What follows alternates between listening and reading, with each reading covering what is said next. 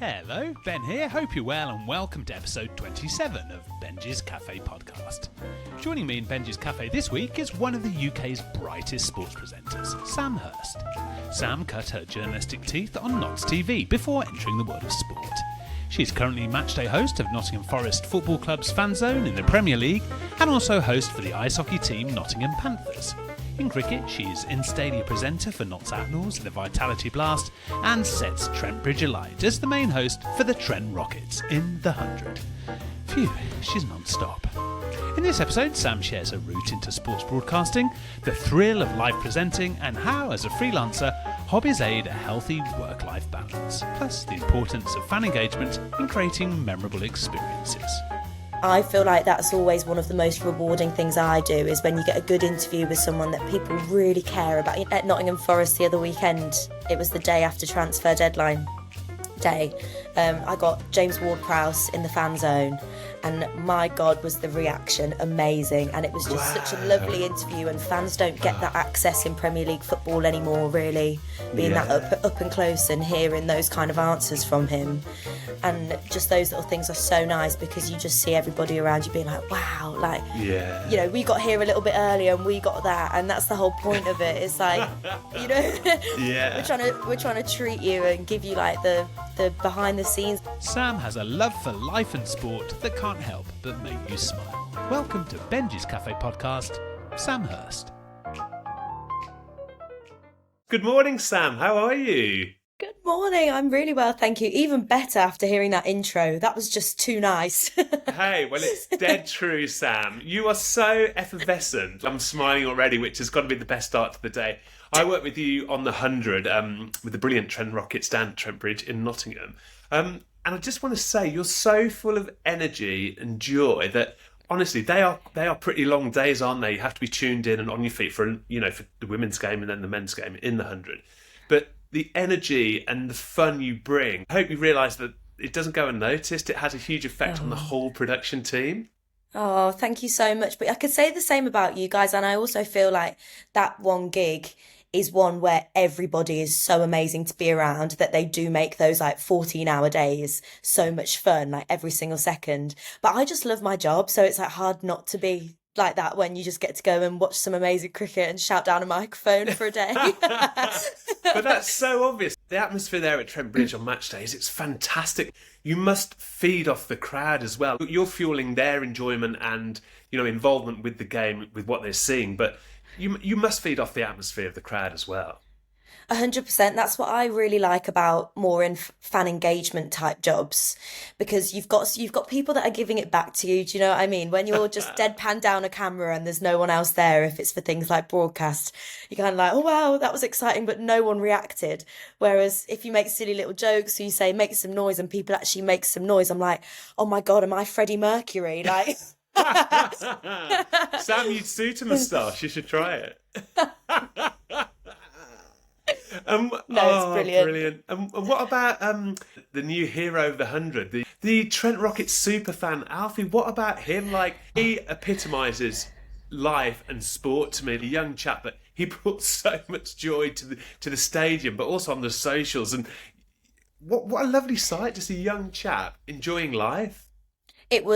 He was so good, and do you know what? It was almost like he gave us like the odd half an hour off, because if anyone was having a bit of a low point in the long day, we were like, what's Alfie doing? And he was just brilliant. And the best thing about Alfie was he just loved being there. Like, it wasn't as if we were forcing him to dance and stuff. He wanted to be included. He wanted to have fun. His parents were just like, this is amazing to see. Like, he's so out of his shell here and just dancing and... And he was just amazing. It was so lovely to see. And his parents actually sent us all really lovely messages after, just being like, you've made his summer, just letting him be included. That's exactly what the 100 was about anyway. Yeah. But he was just, what a ball of energy he was. He was just like the pick-me-up that you needed every now and then when you started to get a little bit tired, or that fifth coffee started to wear off. But how lovely is that, Sam, that we've got producers in our ears for, as you say, 14 hours a day, but it's very easy to forget just the the kind of effect you're having on people, and how lovely to hear from Alfie's parents that it's helped his confidence and just to feel included in a wonderful environment that is sport. I think it's so wonderful. So nice. I've had a few experiences like that. One in the T20 where I met a little girl, and it was just her and her dad had taken her to her first cricket game in the Blast. And I went and chatted to them. I had a little interview with them, and she was just so excited. Her name was Lila. I literally remember them so well. And I meet so many people on days like this. And I remember her dad just being so thankful. But all we did was have a 20-second chat.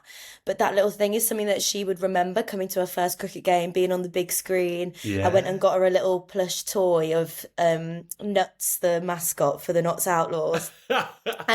and she was just like, so, but that's exactly what it's like, especially when you work in a sport like cricket, where I think it's very, it's a bit like mustard, I think, with what we do from the side of things when it comes to cricket, because you've got the traditional fans that just want to come and watch the game, and then you've got the families that want to get their kids into sport. But the difference that it's making, even like with this little girl, Lila, she's never played before. But imagine if she goes home and goes, Dad, can I try out? And they go to a little local club, and then she starts playing.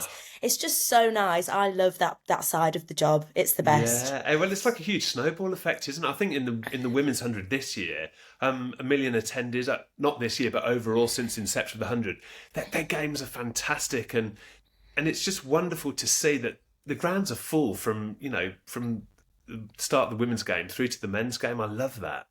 Yeah, it's incredible. And similar stuff is happening with football in Nottingham as well. So Nottingham Forest women's team, they're playing all their league games at the City Ground, which is just immense. Like, there's not many clubs in the country that would do that, but you get so many fans that come and watch, and getting season tickets for the women's game.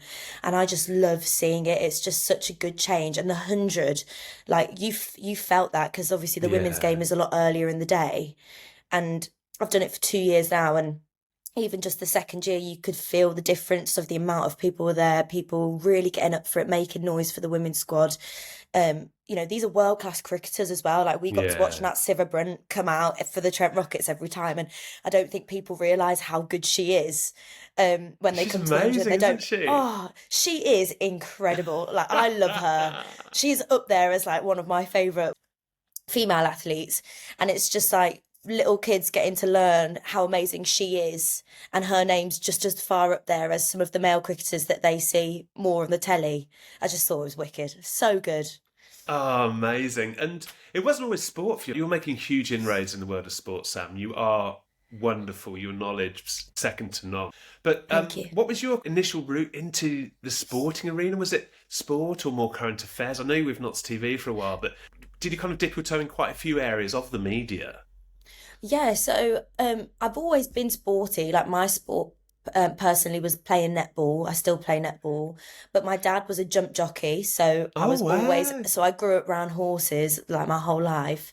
And weirdly enough, never watched football or cricket until I got, like, I always knew of football because I grew up in Birmingham, so everyone was either Villa or Blues, that kind of thing. Up the Villa, I'm Villa. Are you? Yeah. All my best friends would love that. They're all Villa fans. But it all kind of started.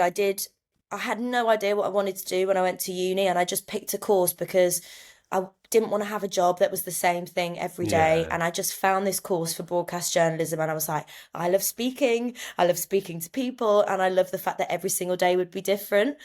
So I did it. Really struggled in first year because it was the COVID year. But in my second year, just found a passion for it, and specifically in sports, because I knew what was going on around Nottinghamshire sports at the time quite well. But through that, I was doing all things that cover news. So I covered everything from like local councils, like politics. It was crazy. Wow. So I did everything in what news has to offer in the broadcast world. And I really love that. I still want to do a little bit of that because it keeps you so switched on. That's what I loved about it. Like I did.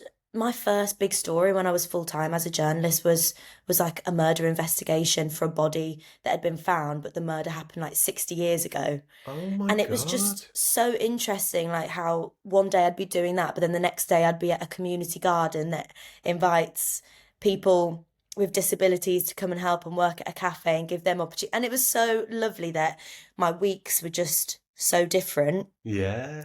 But I did one sports bulletin at university and was like, I love this. Like, I just love it. Like, my Brilliant. favourite thing to do is go and watch live sport. And it kind of just snowballed from there. Isn't live sport great though? It's like the buzz and the excitement, the build-up when you wake up in the morning and think, oh, I've got a ticket either for a footy game, ice hockey, cricket. It's just lovely, and that environment is just so full of energy, isn't it? I love it. It still excites me, even working there. But to go actually weirdly now as a spectator when I'm not working, it's like heightened. I'm like, oh my God, I love this. No, I'm the same. I just think it's like the best day out ever. And some people will completely disagree and be like, that's my worst nightmare of a day out. But when I had like if I ever have a weekend off, it's like, oh, where can I go to watch some Yeah, football? Or definitely. is there any cricket on or anything like that? And the grounds themselves are just amazing. And I think everyone is also that now trying to up their sports presentation side of stuff Yeah. to get people more engaged. So you're not just going to have a drink and sit in your seat. Yeah. There's so much to offer from it. I think it's one of the best days out you can get. Yeah, and is it a lovely feeling, kind of entertaining people before kickoff, adding to that experience? That must be lovely, and increasingly you're chatting to players. And do you find increasingly clubs are giving you more access to players who may be injured and new signings before kickoff?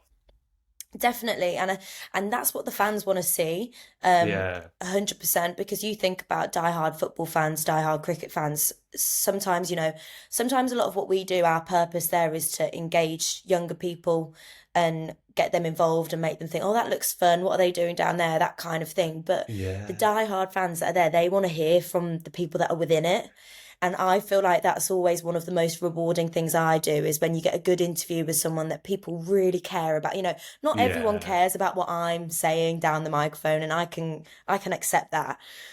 But I did at Nottingham Forest the other weekend. It was the day after transfer deadline day. I got James Ward-Prowse in the fan zone, and my God, was the reaction amazing. And it was just such a Wow. lovely interview, and fans don't get that Oh, access in Premier League football anymore, really, being that yeah, up and close and hearing those kind of answers from him. And just those little things are so nice because you just see everybody around you being like, wow, like, yeah. we got here a little bit earlier and we got that. And that's the whole point of it. It's like, we're Yeah, trying to treat you and give you like the behind the scenes, I guess. And yeah. that was really nice. What I love, like this summer, I've been working at the Test matches and had some like yourself with James Ward-Prowse, some top ex-cricketers, Ricky Ponting, Stuart Broad, people have newly retired, and it just kind of do feel a little bit of anxiety, thinking, oh my God, right, here we go. But that feeling when you've got through it, that must be lovely for you, knowing that okay, you've done your prep. You're ready to conduct a good interview that's going to, aid people's enjoyment of the game ahead, and that must be lovely when you think. It's kind of that feeling of being on your toes, isn't it? There's a real buzz to that, I'd say. I think so too, because you can always write down 5 questions, can't you, and Yeah. think, right, that will do, but it never really ends up you asking them in that order, or, especially what I love is that when you get a reaction like you do if I had James Ward-Prowse in the fan zone, or when I had Nico Williams there at the end of the season last Wow. year, and even when we had people like Stuart Broad at Trent Bridge, when Mm. Cassie interviewed Stuart Broad, it's like there's elements where you get so much reaction that you just take a pause and just let them take it in, and that's when you get the best moments, I think, is Yeah, letting yeah. letting it kind of breathe, isn't it? And making little jokes and stuff about how they've reacted. Like James Ward-Prowse came on the stage, and I said, wow, that must be nice to have a reception like that because the fan zone was so amazing. And he said, yeah, well, with West Ham, I've been here twice and lost both times, so it's nice to have it's nice to have these guys on my side, and just those Yeah, little yeah. elements give so much, and you can play with it. But that's nothing that you'd prep for, but you just have to be confident that you know enough anyway to chat back and give it, Yeah, yeah. and then move on nicely on something that links it. And I love that. I think that's the most rewarding part. The interviews, it's not the most rewarding part, but that's a good feeling when you get a good reaction from an interview and you finish an interview and you think that was a good one. That was a Yeah, good one. definitely. And you've Yeah. nailed it. That's yeah, well Yeah. you do that all, especially at the hundreds. Whenever I see you, Sam, it's like, yeah, nailed, tick, tick, tick. What I love, you mentioned Cassie there, the rising host. You were a rising host with the Rockets previously. But I love how you two worked as a team, and she was absorbing everything that you did. But it seemed lovely that you were kind of guiding through that experience, which that must be lovely to help, even younger presenters kind of find their footsteps into the world of sport. Yeah, I found that dynamic really easy this year because I was in Cassie's position last year. Yeah. And it was kind of like everything that I would have wanted from last year, I'm going to give to Cassie because it's such a fast-paced, intense experience, but it's only 4 days and you've got to make the most out of it and take everything you can out of it. But there was so many there's so many times where I said to Cassie, like, I am going to give you as much advice as I can, but remember, I'm only a year out from where Yeah. you were too. So it was just as new for me as it was for her with the different responsibilities I had this year. But that Rising program is incredible. Oh, And I don't know whether you know this, but that was the Rising program I did in 2022 in the Birmingham Commonwealth Games. wow, So really? yeah, so the 100 wasn't the first time I did it. Oh my I God. applied back in 2022 and did it for the Commonwealth Games, and I got the track cycling for the Commonwealth Games, and that was my first ever presenting gig I'd My ever done. God. Hey, what a And baptism of fire, though. That's amazing. I know, and I did that with a guy called Adam Gendel, and I had like the best week ever. But I was still a student, and I literally have everything to thank for that because it was just such an amazing experience. And you go through uni and budding presenters, the biggest thing is where am I going to get this on-screen Mm, experience from? Where am I going to have stuff to make a show yeah, reel that's not made at home in my bedroom, just me interviewing my sure. brother or something?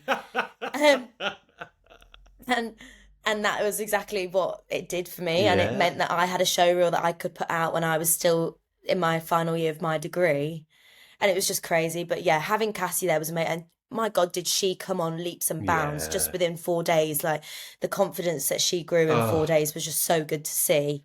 I think whatever you do, that growth in confidence, you can have anxiety, fear going into any scenario, can't you? When that confidence starts to build and you think, I can do this. And that's when Yeah. you progress as a person, isn't it? And as a presenter, when it's a real confidence thing.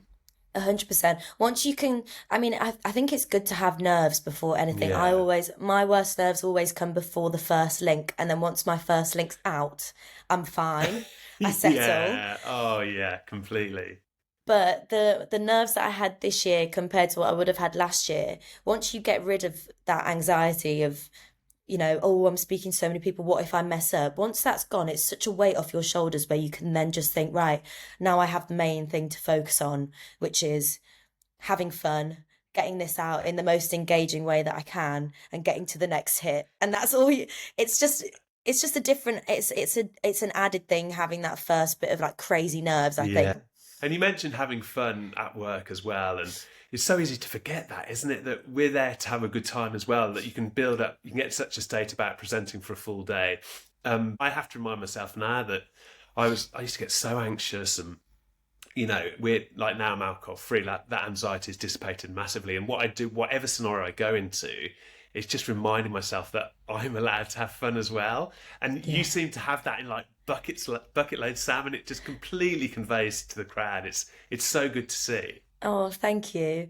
No, I think that's like the best part of it is that you Yeah. can truly be yourself in those scenarios, like when it's Mm. live sports pres, because if I mess up now, I remember if I ever messed up, and when I say messed up, I mean I stuttered on one word, I would I would like take it out so harshly on Oh, myself to start with and think, oh God, everyone noticed, I look like an idiot, yeah. like, but now it's so I just make a joke out of it. I'm like, Yeah. I don't know what just came out my mouth then, but this what I meant to say was Yeah, but it's happened, it's gone, isn't it? So you can't sweat on it, And, Ex- and when you think over the course of a season, both in the cricket and the football and the ice hockey, gosh, you do like so many sports, Sam. But in the big scheme of things, one little word, the amount of thousands and thousands of words and sentences you're saying, it really doesn't matter, does it? it doesn't. I said I had Lewis Gregory, the Trent Rockets captain, next to me, and I said toin costs, not coin toss. And I literally looked at him and was like, It's like, it's the last day. yeah.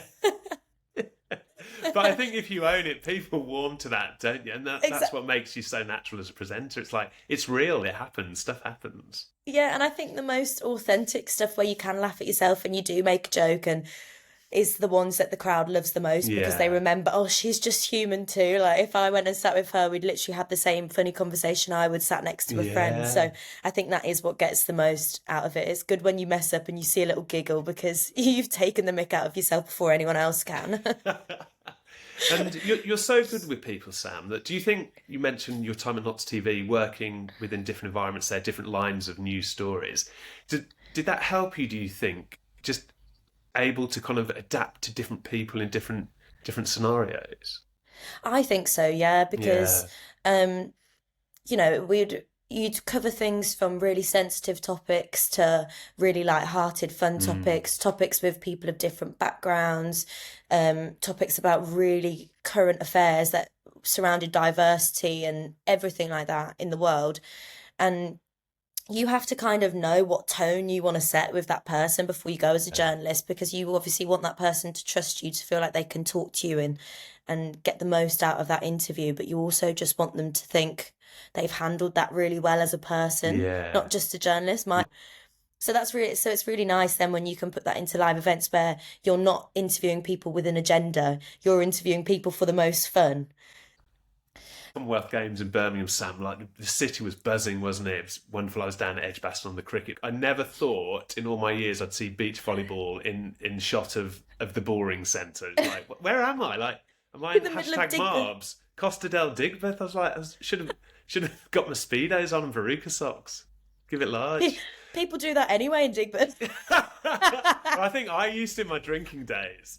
That's what I mean. If you went there on Saturday, it wouldn't be much different. Right, I'm off. I'm going. But yeah, Birmingham was buzzing. But isn't it lovely? You do a lot of sport within Nottinghamshire. If a team's doing well, do you feel that kind of filters through the communities around the clubs? 100%.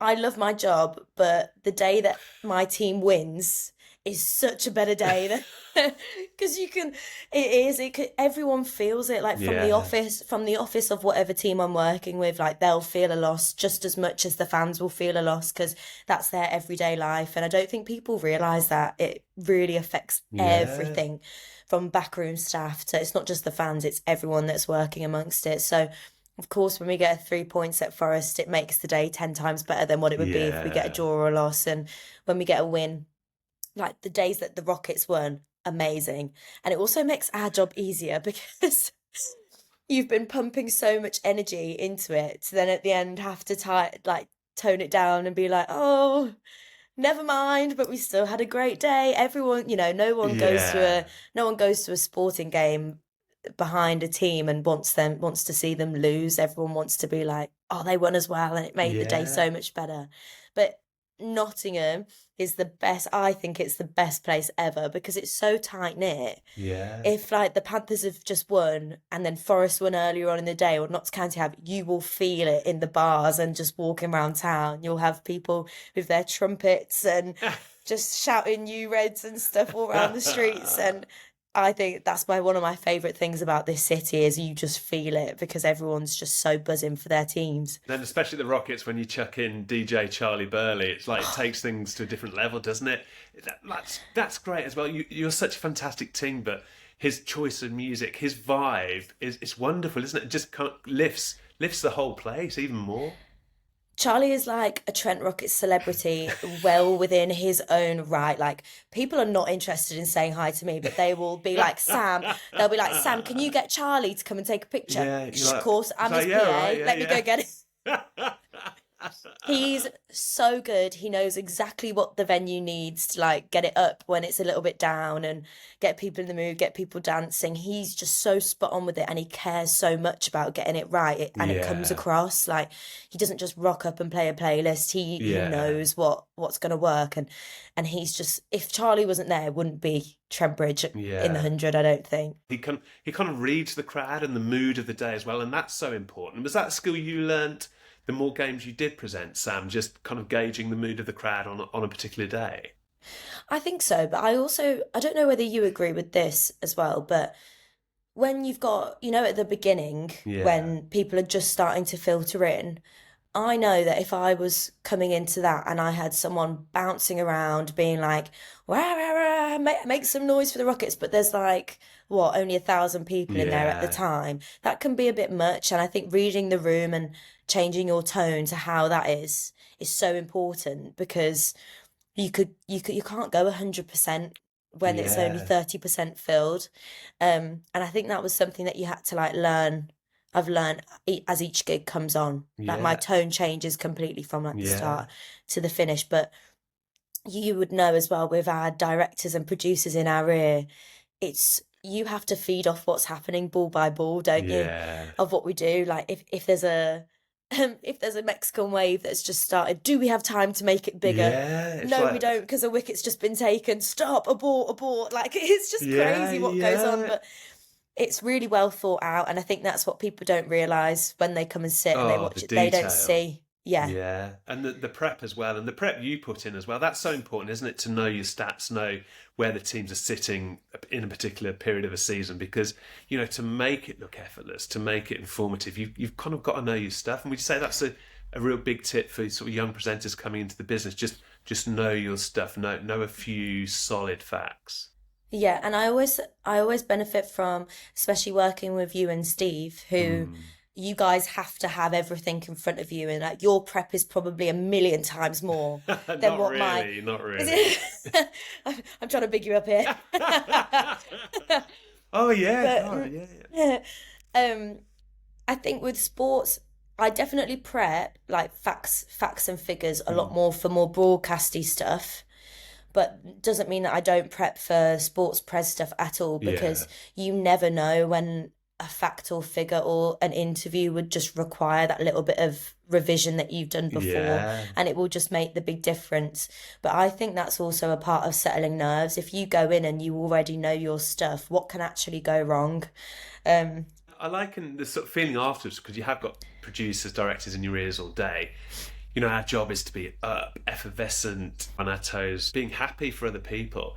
After a day's play, I am exhausted. It's almost like, I'm back on stage again where the show finishes, and it's like, because you've given so much and you were on even longer than a stage show for 14 hours in the case of the 100. It's exhausting, isn't it? But that kind of adrenaline rush is unbeatable. Then I find afterwards, so you just need that peace and quiet, because it's a lot, isn't it, up here? Yeah, it's like I just went and sat on the balcony in our little special room and had a social recharge. Yeah, no, you have to. It's so important. Yeah, and I think I haven't struggled with it at all, but it's one of those things that a lot of our work takes place over the weekends. Yeah. And then whenever I do get a chance to then see friends and stuff on the odd Saturday that I have off, sometimes I just sit there in silence listening to their conversation, because I'm just like, and they're like, what's wrong with you? And I'm like, nothing, but my job is to just speak to people all day, so I'd quite like to just listen. Yeah, no, it's good, isn't it? But it's important that you recognise that in yourself, and it's important to recharge, and especially in the group, within a group of friends, that must actually be lovely and a real contrast to your work life, just to sit there and listen and enjoy their company. Yeah, and I think for me as well, now that I've gone freelance, Yeah. I need to it's a reminder to myself that like my job may be very different to other people's, but it still has its ups and downs, and I just need to recognize what those are for me, because someone that works a 9 to 5 in accounting in an Yeah. office, their decompress would be going and having a drink with some friends, Yeah. whereas my decompress might just be like in a dark room watching my Yeah. favorite show. But I Just don't in know. silence. I don't know about you though, but it took me a while, having become freelance away from the acting world, to realise that I'm not going to be in work all the time, and to get a few things in place to kind of keep a parity throughout the week, really. And it's pretty tough to navigate, isn't it? I wondered what you use. Are you into your exercise or music, just to kind of make yourself feel good, and to make life kind of an even keel between big match days?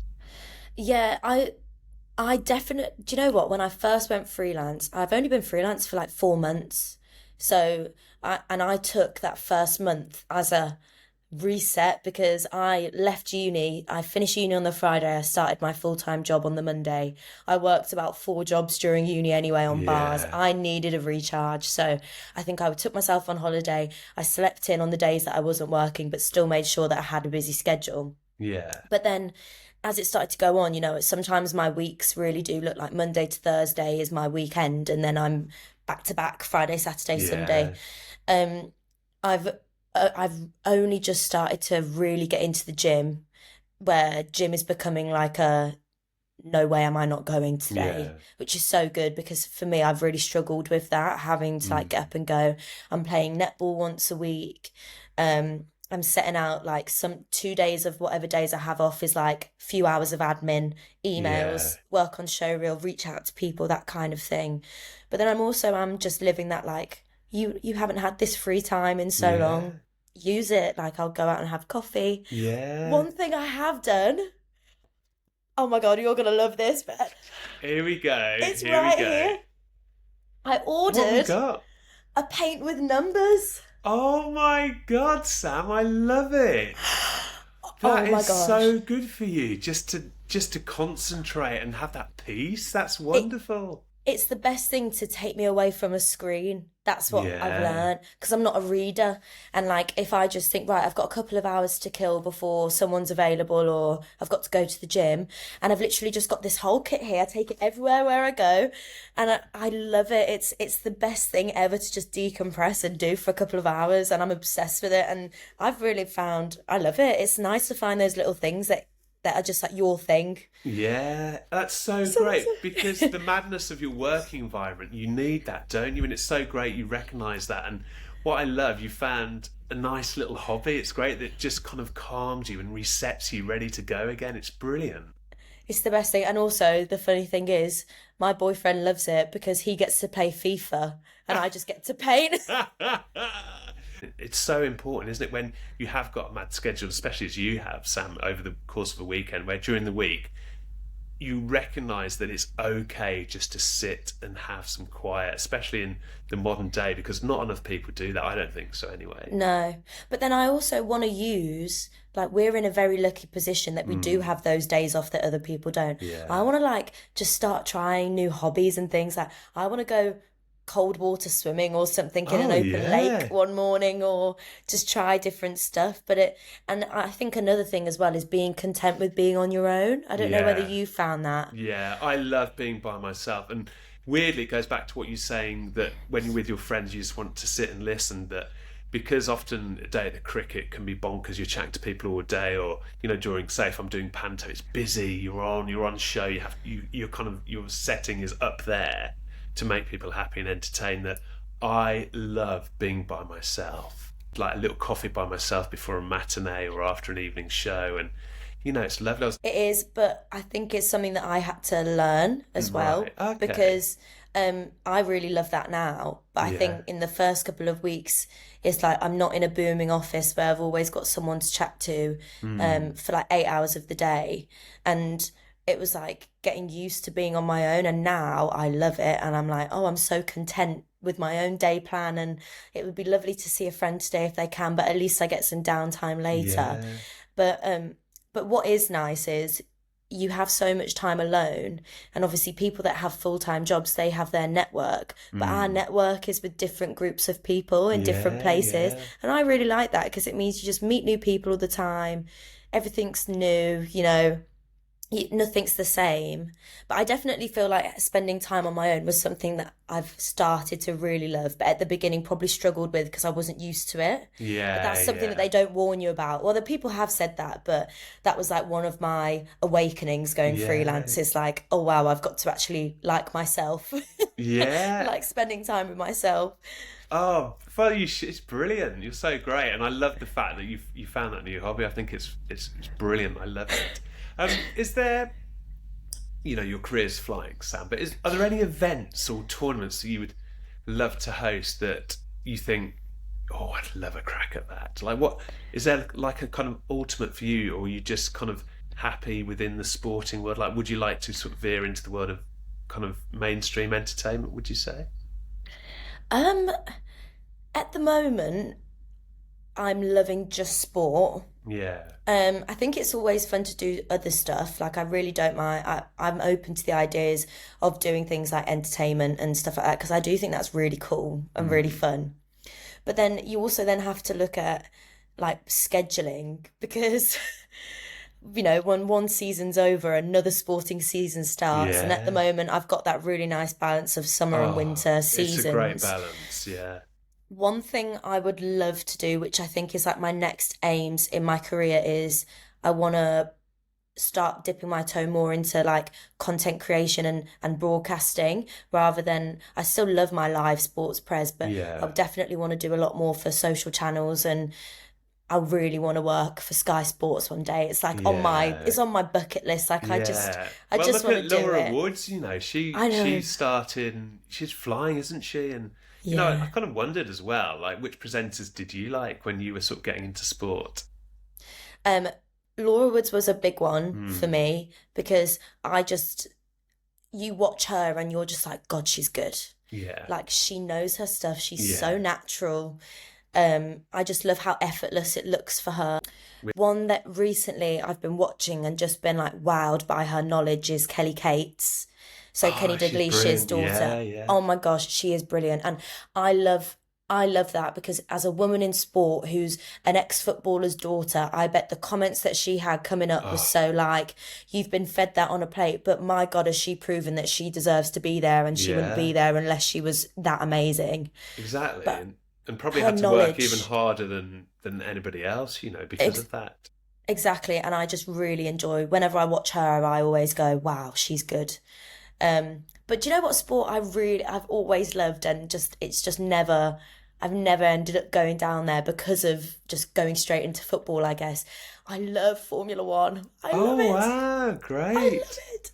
But my God, I would love to do trackside TV for Oh, Formula One or gosh. something like that. I love No, it. But yeah. then my thing is, do you think maybe in the future it will have to come to like a pick one or niche Right. in one to be able to get further? But at the moment, I'm enjoying doing everything and learning about new ones. And Yeah. yeah, it's good fun. It's so good. And like, would you say to any kind of younger presenters as well that just give anything a go because nothing bad is going to happen? What I love as well, especially with your confidence, Sam, is and through being yourself, through effervescent and smiley, people really warm to you. They want to have you on board, and it's amazing the sort of people you can meet and how that could lead to an opportunity just by taking a deep breath and thinking, okay, I'm going to give this my best shot. Yeah, 100%. I think during my last couple of years of uni, I had such a just say yes attitude and just hosted anything and met as many people as I could. And I'm so lucky that through that networking, a lot of gigs have come my way because of that. But at the time, you would have never have thought, Yeah, oh, these people might reach out in the future, but that's how it works. And you could be amazing at what you do and the camera's on you and you are just the most natural person. But if you're not a nice person to yeah. everyone behind the scenes, you won't get asked to come back because they'll find someone else that's a 10 times nicer person than you. But they may be like a little bit less confident on camera, but if they're a Yeah, nice person, they would rather have that yeah, person, and that goes so far. yeah. And and you don't really realize that until you're in it, do you? But that is such a big thing because it's they're intense days and it's a small tight-knit group of people that you work with and spend so much time if they want to be with around good people. So my advice would just be like say yes and be nice. I love to finish our little chat in Benji's Cafe each week with just asking what's on the dinner menu tonight. Are you cooking, or is your boyfriend head chef tonight? Okay, so I cooked last night, but I've got Okay. netball tonight, so I won't Oh get back till wow. late. However, we have got steaks in the fridge. Oh, here we go. So Steak on a Thursday. I Wow, know, love it's it. a post-workout meal, so I'm hoping it will be steak, mashed potato, tender stem broccoli. Oh, fit. You're going to be on fire. Your paintings tomorrow are going to be like, pieces of art. You're going to have all this protein inside you, just brushstrokes everywhere. I love it. Sam, it's so great to see you. You put a big smile on my face. You're amazing at what you do. You put a smile on faces. I've seen it at Trent Bridge, literally thousands of cricket fans. No doubt you do the same in the worlds of football and ice hockey, and your career's flying. And I can tell why, because you're great to be around and you're bloody good. So I just want to say thank you so much. Enjoy netball tonight, and thank you for joining Thank me in you. Benji's Cafe podcast. Oh, thank you so much. It's been a pleasure.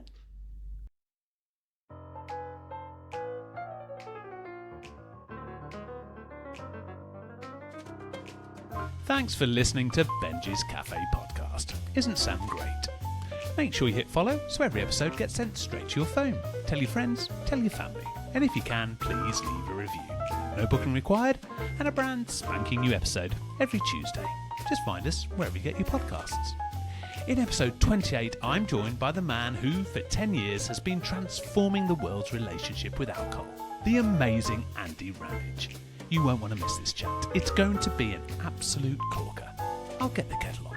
Have a great day.